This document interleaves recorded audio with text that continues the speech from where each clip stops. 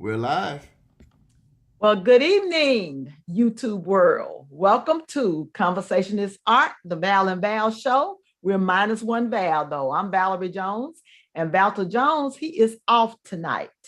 I do have the founder of NMP, Mr. Lonnie Malone, in the background working our technology. So I got a backup if I need one. Tonight, we are going to have a great time. We have the Mr. And although he don't have it in his name, the Mr. Light Skin Bobby Brown, comedian, aka long hauler truck driver, etc. He's That's it. multi-talented. That's it. That's it. He's Oh, multi-talented. So, in case oh, you wonder where we're found, you can follow us, of course, on YouTube at Not Necessarily Political, Twitter at Not Necessarily Not, Facebook is at Not Necessarily Political, and Instagram as well. So welcome, Mr. Light Skin Bobby Brown. How are you today? I am so well. I'm well. Thank y'all for having me. Thank y'all for Thank having you me. for joining us, So when Carter sent your information, of course, that name jumped out at me. I said, wonder why not Cocoa Brown, not Mocha Brown, not tan brown, like beige Yeah. brown. So let's start out by talking about that name, that handle, light skin Bobby Brown. So how did that come about? Bobby Brown is my real name. I'm the real Okay. Bobby Brown. And the other Bobby Brown, his name is actually Robert. A lot of people don't know that, but they claim to be New Edition fans. Okay. But Bobby Brown is my real name. I just added the light skin on, as a term of endearment as well, because I used to hate being light skinned as a kid because people used to make fun of me all the time. But unless I got burnt up in the fire, something I knew my skin complexion wasn't going to change.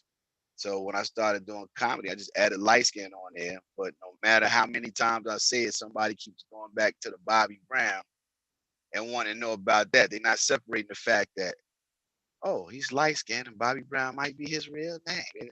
Nobody ever does that. Okay. Well, I just wondered about the They'll light get it when skin. they come to my shows. Okay, so when I Yeah. saw that and knew that, so interesting. Let's talk about that a little bit more, because you alluded to the fact that you were picked on for being light skinned or fair skinned, as sometimes people call, because we know we got the colorism thing that runs deep, unfortunately, in our community. So you got the dark Right. skin, but you said that you were picked on for being light skinned. So just talk about kind of how was that? Because usually when we talk about colorism, we talk about darker skinned people being bullied or made to feel bad. So talk about that a little bit. Yeah, I don't know what it was, in school, like I'm the oldest of all my brothers and sisters, you know what I'm saying? And it's like I when I went to school, everybody that was my age, they had older brothers and sisters. And when they would make fun of me, like say it get cold outside, you know what I mean? My nose might turn red or something. Somebody might call me Rudolph the Red-Nosed Reindeer or something like that. And I wasn't good at taking jokes, but I haven't any choice other than to take it because I couldn't beat up all of them people. And so, Okay. they made fun of me for being light skinned. My brother, he's dark. I got a brother that's dark skinned because I'm Indian and black. And Okay. my mother and father, they're a little bit, they just a slight bit darker than me, but they red. But I'm the lightest out of all the kids. My brother's dark skinned and he's the only you wouldn't even think he's related to us. You know what I'm saying? But my other brothers and sisters are fair skinned. But Okay. that skin thing, it was just kind of crazy, man. It's just that it seemed like all for whatever reason, guys felt threatened by me because it did seem like they when you go to high school, junior high, their girlfriends was liking me, and I had nothing to do with that. And they would say that light skin N word, I'd be like, wait a minute, player, hey, I can't control that, but that's kind of where it came from. We're thin. Okay. So So now you hear it out there in our conversation, this art world, that it goes both ways, So hopefully one day we'll move beyond that. So look, let's wait a talk minute, about you. you got to be Because careful. like You got to right, both ways turn. it does. So let's talk about you a little bit on how you started this comedian uh journey. And when did you realize you had the ability to even be funny? Because some people think they're funny and they're not. And you're thinking like, this ain't your calling, but keep pushing. Well, believe it or not, I've always liked comedy. Richard Pryor was my favorite comedian, um, and I had no desire or any inclination that I was even gonna be a comedian. I got into it accidentally. Okay. Whereas most comedians, they actually grow up knowing that that's what they want to be. They might have grew up watching Def Comedy Jam or whatever and all. And I watched it too, but I never thought I was going to be a comedian, rapping. But what happened was, I was a rapper first. You know what I mean? I was living Okay. in New York, and I recorded with Jerome Braley. You might not know his name, but know his work. He was the former drummer of P-Funk. Okay. And he's the one that wrote the song, and we want the funk, gotta have that Okay. funk. Yeah, he wrote that. You Google him, his accolades are all up there like that. But anyway, Okay. I was doing hip hop, and during the process I met, my ex-wife and all this kind of stuff. And in the process of doing music, we separated for a little bit. And I went we were living in Atlanta right after we got married. And when we separated, I went to New York, and I was chasing this little hip hop dream. And they had an entertainment paper that comes out every week called Backstage. Comes out Mm-hmm. every Wednesday telling you all of the auditions, music, comedy, stage, all that. And since I wasn't a part of the union, I couldn't read for a part, so I was able to leave a headshot, and I always carry headshots and tapes at that time, CDs with. And this is about a week before 911, and they were casting for the movie Brown Sugar with Sanaa Lathan and Taye Diggs. Okay. So I leave my picture, forgot all about it. September goes by, October, November, December. Ex-wife tells me, or my wife at the time tells me she wants me to come back home because she was pregnant with our second son. Come home. As soon as I leave New York, then where I was staying at, they called.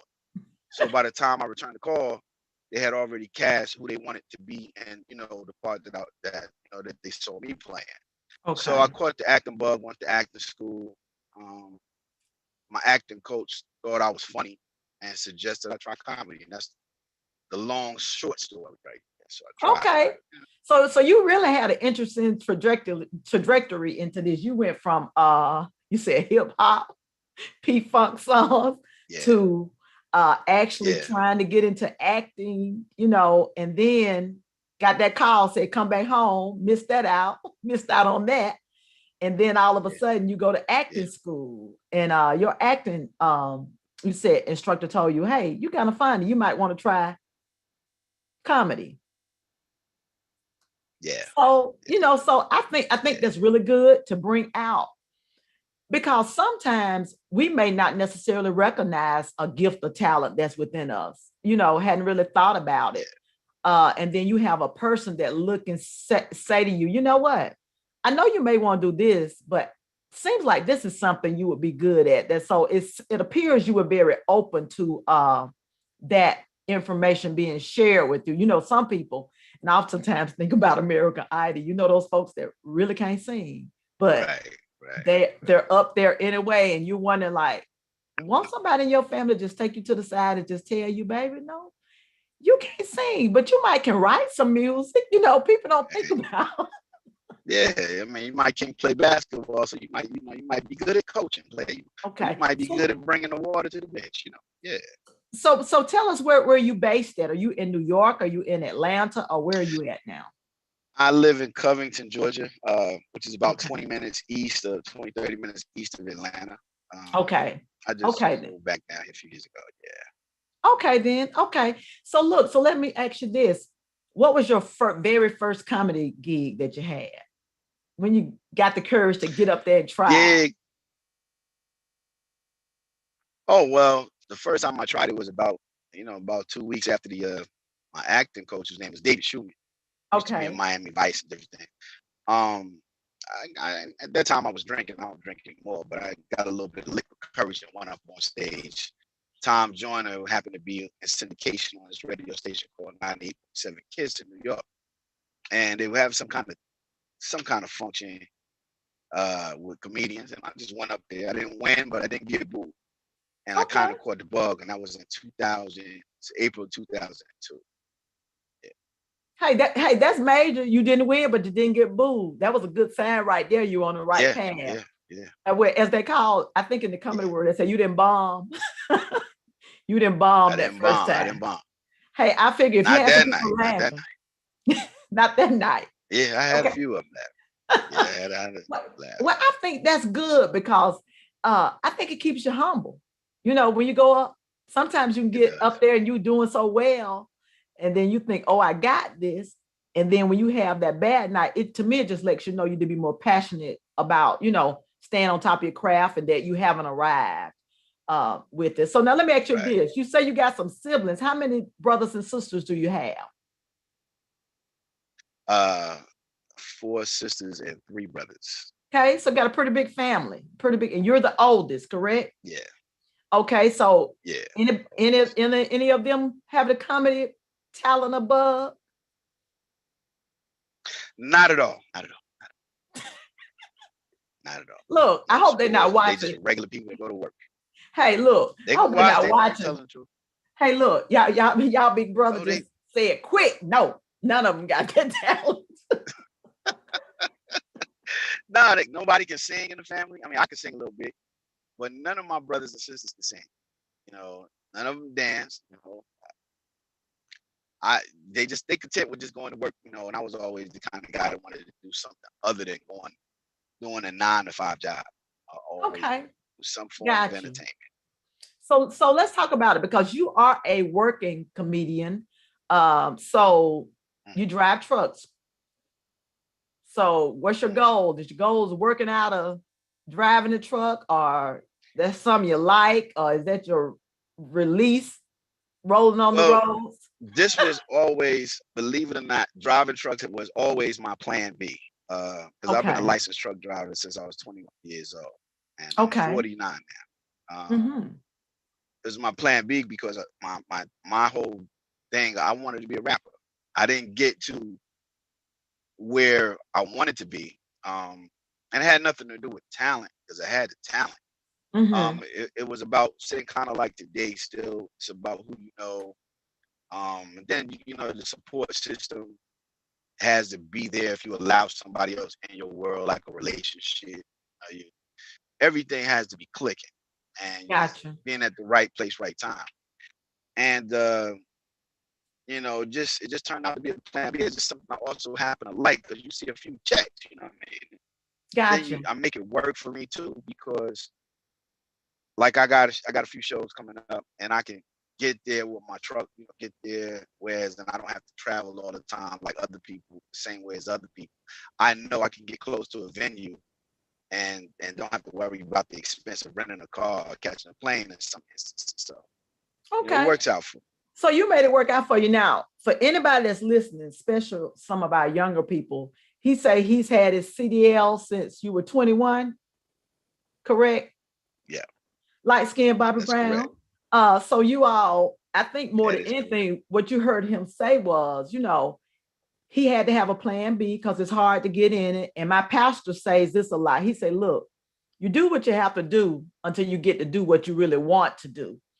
So a lot of times you will have Right. people that they feeling like, ooh, if I can't do this one thing, I'm just gonna put all my energy into that. But you still got bills need to be paid. So you got to live in the real world. And I can tell you now, from what I see, CDL drivers are really, really needed. It seems to be a big shortage, and they ain't making they're making well above minimum wage, y'all, in case you didn't know. So it's Yeah. great. You learn it's Right. an opportunity, and there's nothing wrong with having a job, Yeah. a working job. Um, like Yeah. light skin Bobby Brown has while he gets to going. I'm sure now once that comedy thing blow up, he gonna be like, ching ching, y'all can have these keys.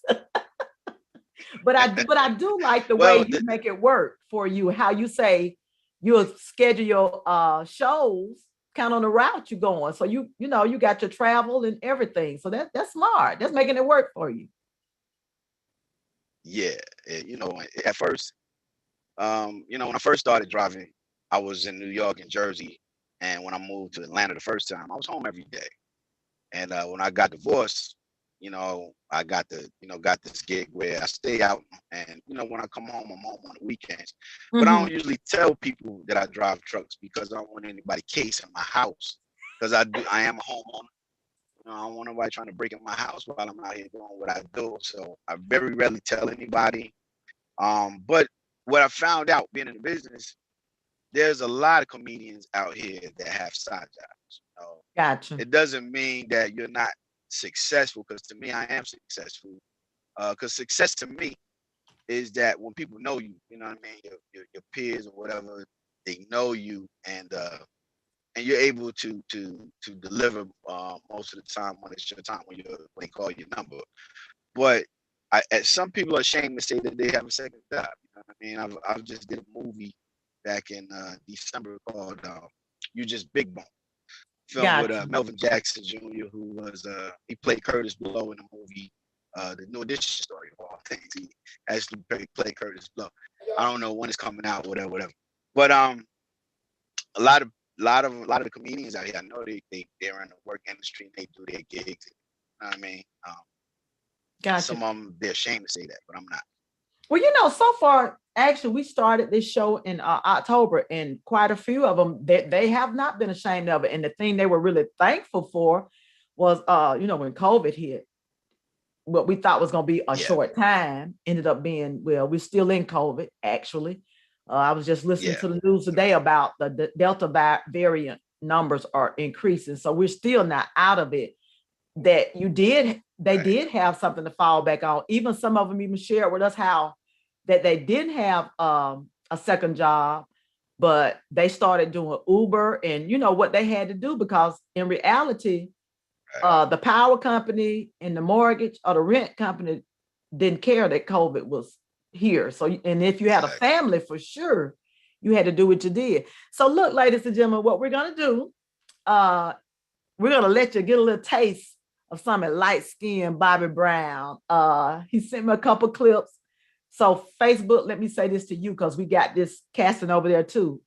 Bobby Brown is on this show, so don't be muting this. We got his permission. We got the owner of these YouTube videos with us.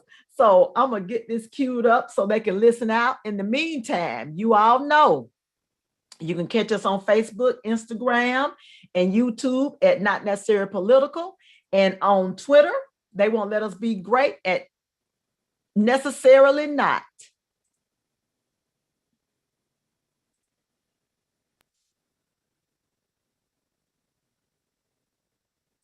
I got kids next month. You got kids? I got kids, man. I love my kids, man. I love my children. But sometimes, you need to take your kids and just spank them, you know what I mean? Because if you grew up like I grew up, we used to get the kind of spankings that had you in the room after the spanking, when you be in the room just talking to nobody and saying nothing at the same time. You'll be in the room just talking about, show, I'll be glad when I grow up so I can live. Always beat me for nothing, I didn't even do nothing. Shoot, make me sick. Who you talking to? Nobody. What you say? Nothing. And sometimes you can have a conversation with nobody and get away with it. And then there are times you have a conversation with nobody and that's your behind. Like my brother had a conversation with nobody one time, and my mother hit him in the head with a bedroom slipper. The funny part was not that he got hit with the bedroom slipper. The funny part to me was the way he cried, because when he cried, he sounded like a scooter going down the street. And when he gagged and spit, I swear it sounded like he was changing gears. The icy truck was coming down the street. Mom, can I have 50 cents for icy? No, that ain't nothing but Kool-Aid. I can make that. Talking to nobody. Well, why don't you take your tail in that kitchen and make us something? Who you talking to? Nobody. What you say? Nothing.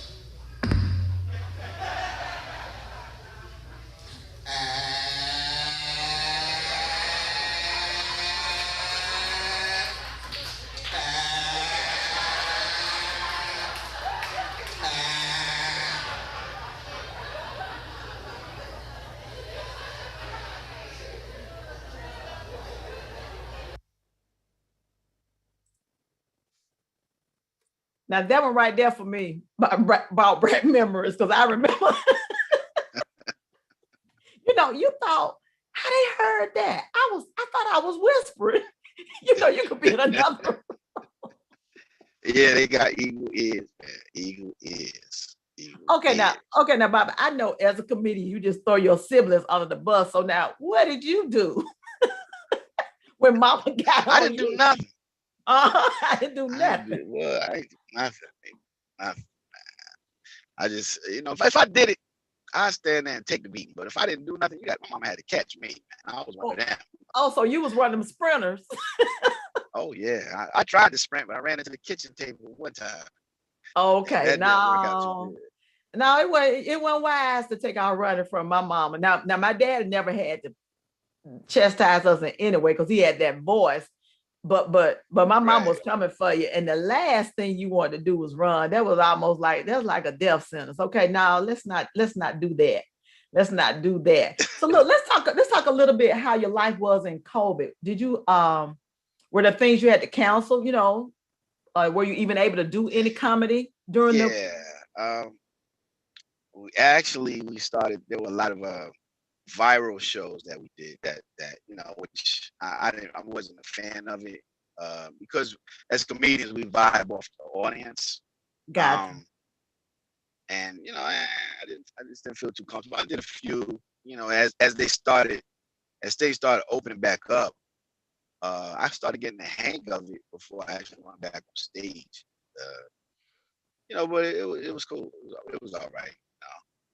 Can't beat X amount of dollars for 15 Yeah. minutes. Well, and I And think then you just sit it home. stretched you too. Because of course, Yeah. as you said, y'all are used to the feedback from the audience. That's what drives you. Right. That lets you know if you're hidden or missing.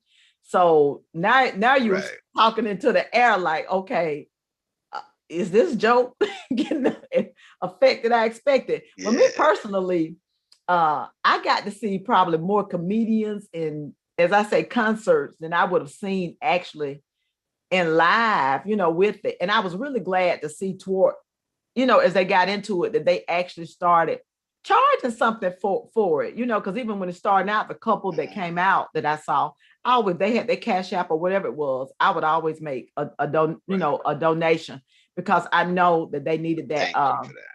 needed that income. And that's something we have to be mindful of. Just because it was free per se, Yeah. you still need to realize that these people need to make their living. And then I was glad to see that they even started, actually just charging.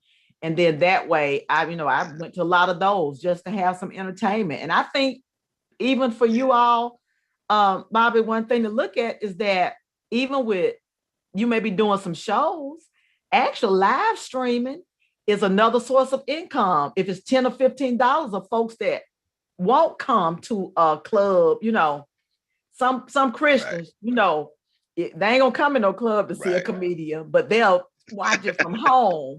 And not so much of trying to Right. hide, Right. but they don't want to be in the drinking and all that, and that's fine. But hey, if you got another way to stream another source of income in, you might as well use it. And I Right. think in COVID, we've learned how to use every streaming platform in the world by Yeah. now. Yeah. Yeah. Yeah, Yeah. so that's good. So Yeah. now, this in Covington. How did you end up there versus in the city of Atlanta? You didn't want to be in the mix. Too expensive. The salary too expensive. Uh, then I was born in North Carolina, and Okay. so being on that side, if I want to go home or visit my mom, all I got to do is jump in the car and don't have to deal with all that traffic because I'm on the other side of the rush hour traffic. Okay, So, gotcha. and then I was close to my kids. You know what I mean? I had moved back because, as I mentioned earlier, me and my ex-wife was from New Jersey, and I was raised in North Carolina and New York. So when we moved to Georgia because that's what she wanted to, and we had 3 sons during the time that that we were together. And I moved back down to be near them, and they live in Covington, so I was like 10 minutes from my boys. Okay, that's great. So they're there with dad. Y'all right there to have y'all man time, man bonding, father son bonding. Yeah, yeah, Well, that's good. That's good. exactly. So look, so tell us some of the things you got coming up, and tell our audience how they can find you. They want to see what's happening with. Okay. They can find me, or they can find. Oh, well, first of all, I want to thank you for having me. I am a. I got to preface it by saying this. I am a comedian. I'm an artist. I do gospel and I do secular comedy. Okay. Some people, try to judge you and put you in a box. Not that I'm a vocal comedian, because I'm not, but you can find me on YouTube. So I'm telling you now, if you see anything that's old stuff that might not be your taste, I've given you pre-warning. You can find me on YouTube, find me on Facebook at Light Skin Bobby Brown. You get there quicker. LITESKINNED. I was just gonna say that now. Spell it for him because it's different. Yeah, I thought I was being, shortening it up, but it's only one letter short, so I might as well should have went with the other one because that's the most common spelling. But it's Light Skinned Bobby Brown. Also find me on Instagram at LSB Brown. That's LSB Brown. And Twitter as well, even though I'm not on Twitter as much, and you'll find me that. But July 23rd, I'll be in Pine Bluff, North Carolina with Alonzo Hamburger Jones, who I roll with on occasion. He's been nice enough to take me with him on his, on his wing. We've been on each other for several years now. We'll be together again August 6th in Hardeeville, South Carolina, which is close. Okay. Okay. Savannah, so Georgia. All of this can be found on your Facebook page and Twitter. And I haven't posted it yet because these are recent shows that I actually just got booked to do over the last day or two. So waiting on the flyers to come out so I can post all that. Okay, and tell me again, at Facebook you can be found, because I'm putting it on the in the chat so they'll have it. Yes, Light Skin Bobby Brown. Okay, so LITE. Okay. Yeah, same thing. Light Skin Bobby Brown. Okay, gotcha. Okay, so that's YouTube and Facebook, the same thing. Want to make sure they can find you. Yeah, YouTube and Facebook.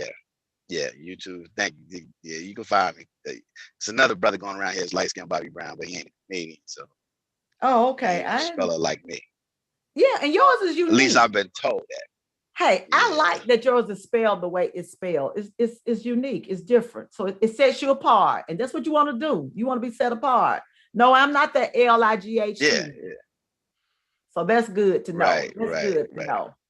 So, so from here on, you said you got some things coming up. So right now you just rocking and rolling and just waiting for things to get back a little bit more normal.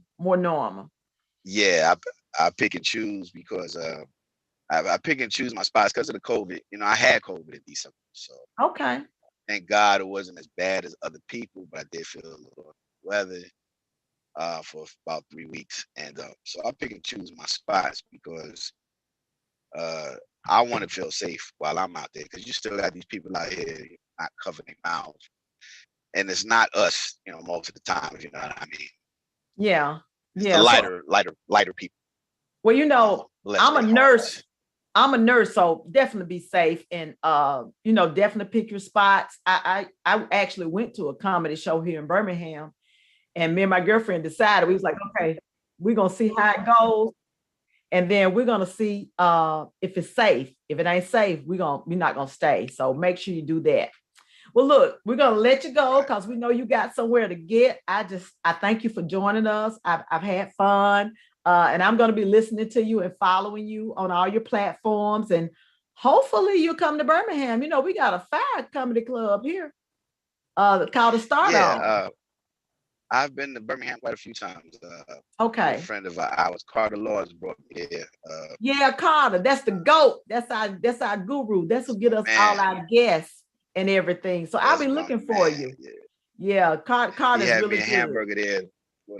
He had me a hamburger there before the pandemic took off. So really, really good brother. Really good brother. Let me tell you what I'm doing. I'm learning. I tell you, I'm reclaiming my life. I tell people, my son is 22. He'll be a senior in college in the fall. My daughter's almost 28. She lives in Dallas. Congratulations. So now that I just feel like, woo, I'm getting a breath of fresh air that these children.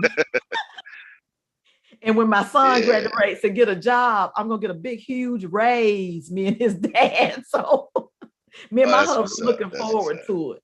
and we can just kind of do what we want to do. Because when you have kids and they involved in all their activities, they just kind of consume your life, but no regrets, because you only get one time to raise your kids and build that bond. That's right. So light skin Bobby Brown, we thank you for being on Conversation is Art. I hate my guest Valton co-host was not here, Valton, to actually get to interact with you.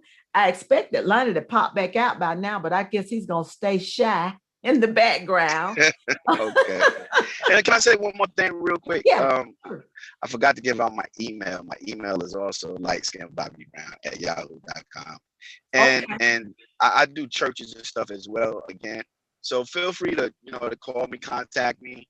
Okay. And I'll make it happen. My church said it's off the chain. So I would definitely tell my pastor, because we have comedians come in all the time. My pastor's only 38. I think he just turned 39, so he young, so he wants some comedy. Yeah, that's what's he up. always say we need to laugh. So I would definitely share that with him. And as a matter of fact, his uncle has a church in it's Grace Community. I can't think of what part of Georgia is in. Christopher Chappelle. Okay. So I have to share your information with him as well, because he's in Georgia and everything. Okay, that's awesome. Yeah, and that's what we're about. We're about building up and sharing people information, because that's what it's going to take for us to be successful. So to our audience, we thank you all for joining us. Remember to follow us on all our platforms, Facebook, Instagram, and YouTube at Not Necessarily Political, and on Twitter at Necessarily Not.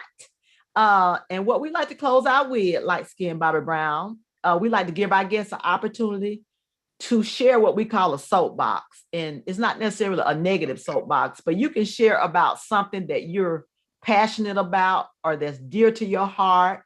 And that's how we'll close out, with you giving us our final word. Okay. I'm just passionate about doing comedy. And I just want to say to people that look at comedians, especially in the gospel world, or that are safe, so to speak, don't be scared to have us come. Because we are artists, and just like you had singers that were raised in church, but then they run around and go sing about something else. They're always welcome, but don't put us comedians in a hole that we can't share our gift to you, because my gift to you may be my gift may be a blessing to you or something else. So that being said, thank you all, and God bless y'all. God bless you too. And I want you to stay on so we can chat a little bit more. Ladies and gentlemen, this is it for Conversation is Art on a